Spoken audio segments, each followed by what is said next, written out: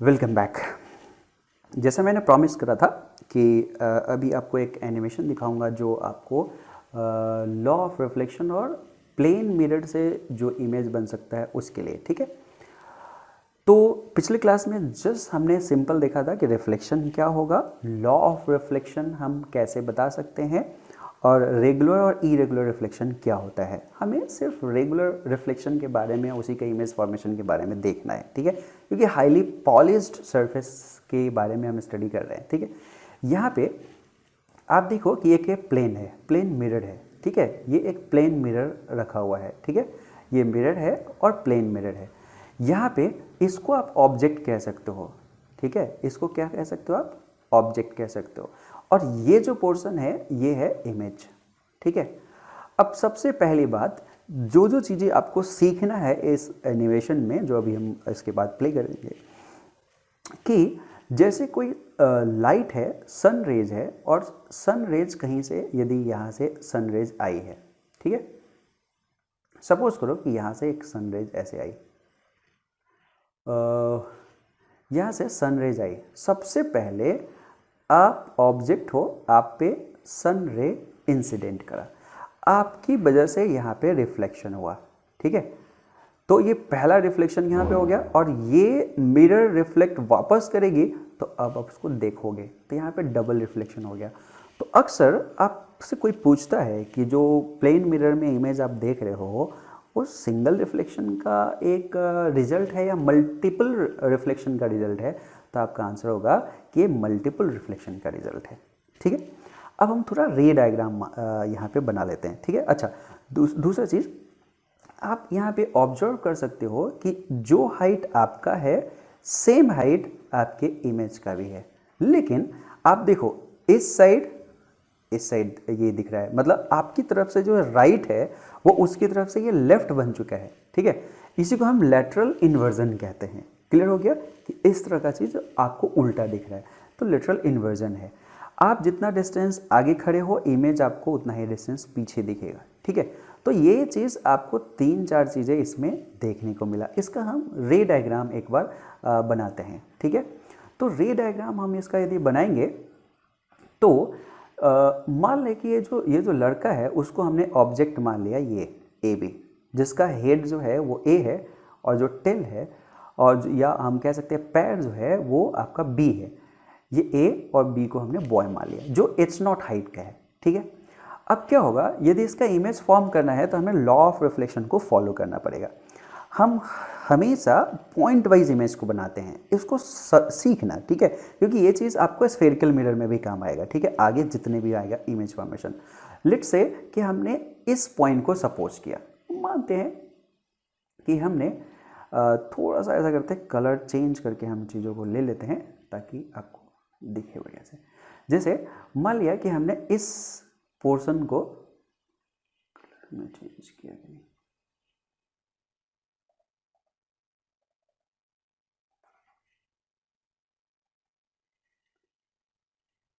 हमने ए को कंसीडर करते हैं, ठीक है।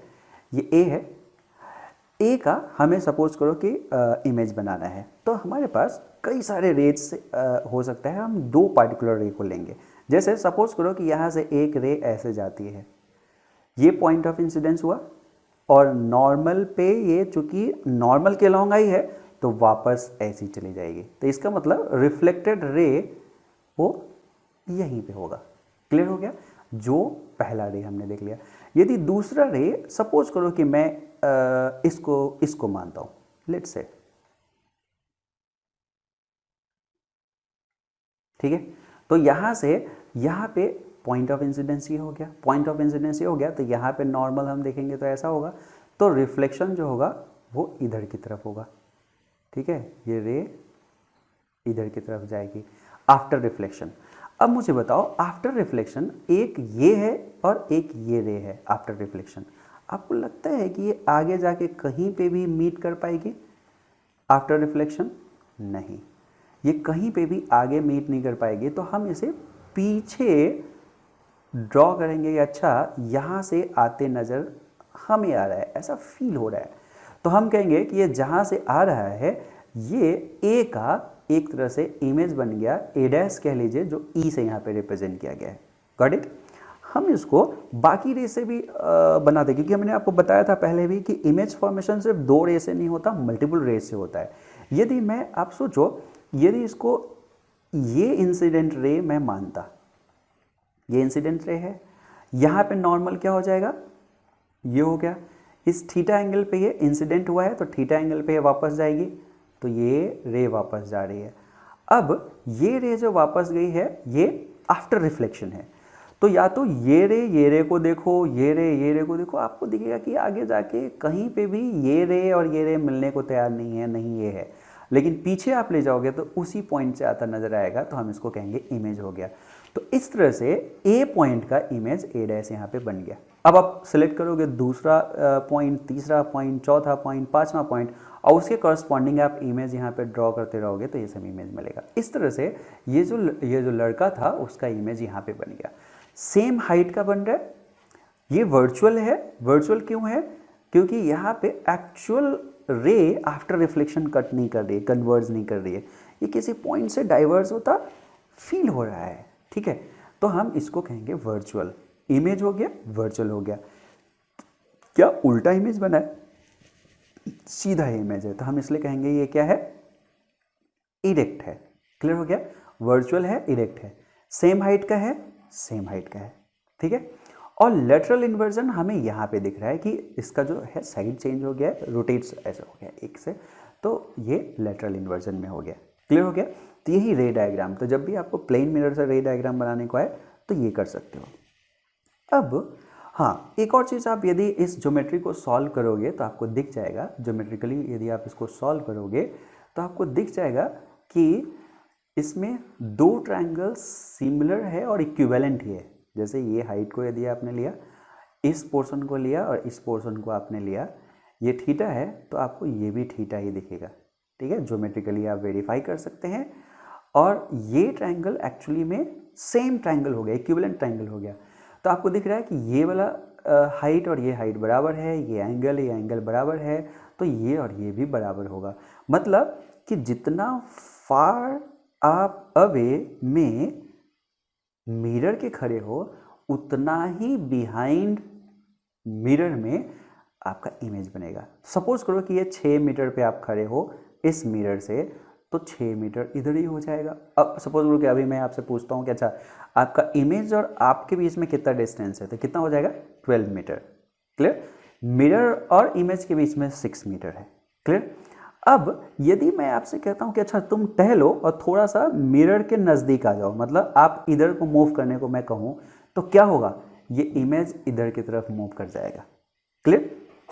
तो इसके लिए भी हमने एक बना रखा है एनिमेशन, तो उसमें आप ये चीज़ फील करोगे, लाइन बाय लाइन आप उसमें एक एक यदि रे डायग्राम बनाओ तो उसको फील कर सकते हो कि जैसे यदि मैं इमेज को, जैसे ये ऑब्जेक्ट है, ये थोड़ा नज़दीक मैंने ला दिया, तो इसका इमेज क्या है? नज़दीक में बना है। इसके लिए 2 पॉइंट्स हमने लिए, जैसे ये गया और वापस आया, ये पॉइंट है, और एक ऐसे लिया जो ये रिफ्लेक्शन हो रहा है, तो दोनों का आपको देखोगे पीछे जाके यहाँ पे इमेज बना।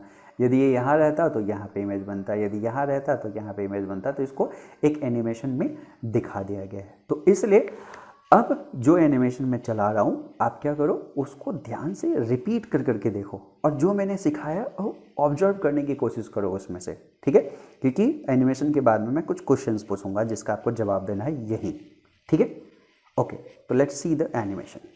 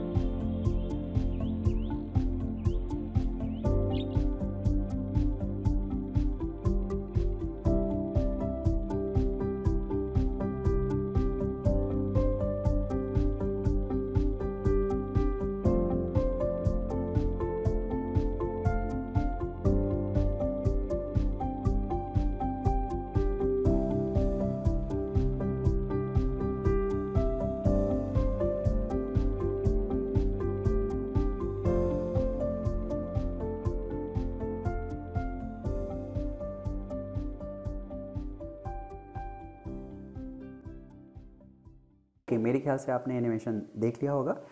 अब मैं क्या करता हूँ, आपसे आप जो चीज़ आपने अभी पढ़ा है उसका जल्दी जल्दी से क्विकली आप जवाब दे दीजिए।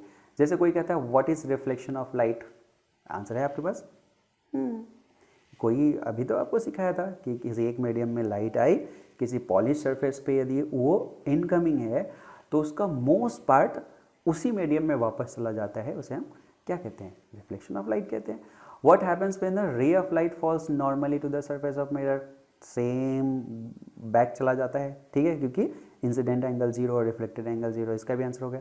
अ ray of light is incident of the plane mirror at an angle 30 degree, 30 degree पे यदि कोई रे आती है, what is the angle of reflection? Same law of reflection है, 30 डिग्री होगा। If an object is placed at a distance of 10 centimeter in front of mirror, how far would it be from its image? तो आप देखो image से ये कितना दूर पे है, तो 10, एक मिरर से 10 सेंटीमीटर पे ऑब्जेक्ट है, तो 10 सेंटीमीटर पे क्या बनेगा? इमेज बनेगा। यहाँ ऑब्जेक्ट, यहाँ पे इमेज, यहाँ पे 10 है, तो भी 10 हो गया, तो दोनों मिलके कितना हो जाएगा? 20 हो गया, तो 20 सेंटीमीटर हो, तो क्या हो गया? How far would it be from the image if an object, तो ऑब्जेक्ट इमेज से कितना दूर पे होगा? तो 20 मीटर पे हो जाएगा, ठीक है, इसका आंसर 20 मीटर हो गया। State the two laws of reflection of light, आप कई बार रख चुके हो, angle of incident angle of reflection बराबर होता है इंसिडेंट रे, रिफ्लेक्टेड रे, और नॉर्मल क्या होता है? सेम प्लेन में होते हैं, यही दो है। ड्रॉ नीट एंड लेवल diagram of reflection of light from the plane surface, तो आप इसको पूरा नीट और क्लीन, इंसिडेंट रे इसे कहेंगे, इसको पॉइंट्स ऑफ इंसिडेंट कहेंगे, इसको नॉर्मल कहेंगे, इसको रिफ्लेक्टेड रे कहेंगे, इसको इंसिडेंट एंगल कहेंगे, रिफ्लेक्टेड एंगल कहेंगे, ये सब लिखते हुए आपको ये फिगर बना देना है, तो ये हो जाएगा, ठीक है। अब नेक्स्ट लेक्चर में मिलेंगे, थैंक यू।